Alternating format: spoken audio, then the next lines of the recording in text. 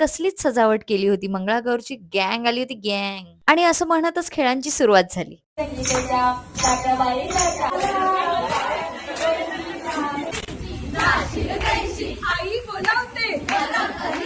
तिकडेच माझी दुसरी मैत्रीण लेट येऊन तिला लावलं होतं कामाला.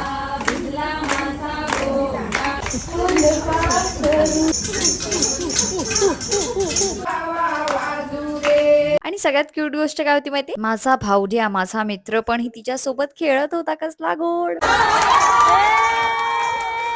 अगं बाई दिसतं आपण तिकडे भोवऱ्या फिरलेल्या असे टाळा.